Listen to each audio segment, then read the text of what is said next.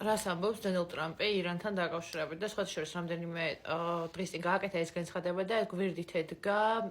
ბიბი ნეთანიაჰუ, რომელთან ერთადაც მან განაცხადა, რომ ირანს მან მისცა შანსი ერთხელ უკვე და უთხრა, რომ შენ შეგიძლია გააკეთო ხელშეკრულება, you can make a deal, მაგრამ შენ უარი განგვიცხად.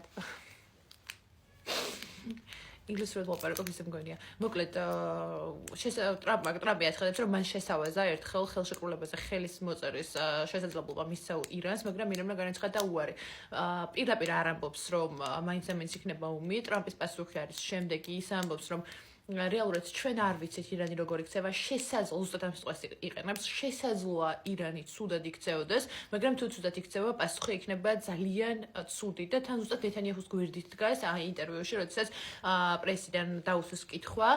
და კითხეს, რომ იქნება თუ არა ახალი ომი და ახალი დაძაბულობა ირანთან. ზუსტად ეს პასუხი გასცა მან და ფაქტია, რომ მთლად სერიოზულად არ აღიქვამს ირანიდან წამოსულ მუქარებს, მაგრამ ისიც ფაქტია, რომ უკან დახევას და რაღაცა ძალიან დიპლომატიური ენით საუბარს არ აპირებს, იმიტომ რომ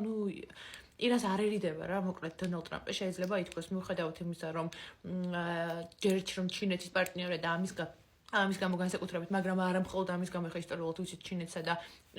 ირანსა და ამერიკის შეერთებულ შტატებს შორის რა კომპლექსური ისტორია და დაძაბული ისტორია, მაგრამ გარდა ამისა ის არის ჩინეთის მოკავშირედ განიხილება.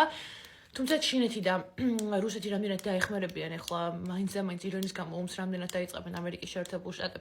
შტატებთან თუ ირანმა გააგრძელა ეს მუქარები, ეს ძალიან დიდი კითხვის ნიშანია. და სხვათა შორის გახსოვთ ალბათ, როდესაც დაიძაბა ივლისის თვეში, 2025 წლის ივლისის თვეში, ახლა რამდენიმე თვის წინ ურთიერთობა ამერიკის შეერთებულ შტატებსა და ირანს შორის და გაცხელდა კონფლიქტები, თუ შეიძლება ეს ფრაზა გამოვიყენოთ. მაშინ იყო ზუსტად რომ რუსეთმა არ დაუჭირა მხარი სიტყვიერადაც კი ირანს და გაიბუტნენ, რომ ჩვენ ბოლომდე გულშემატკივრებდით, როცა თქვენო შეიჭერითო და უკრაინის აწილკება დაიწყეთო, ჩვენ თქვენ გვერდით ვიყავით და თქვენო, ეხლა მოკლედ საკმაოდ რთული მდგომარეობა და ტრამპს მოусმინეთ დიახ და სწორედ ამასთან დაკავშირებით ვარ შეშფოთებული, მაგრამ დიდი იმედი მაქვს, რომ ეს მდგომარეობა მალე მიწყნარდება.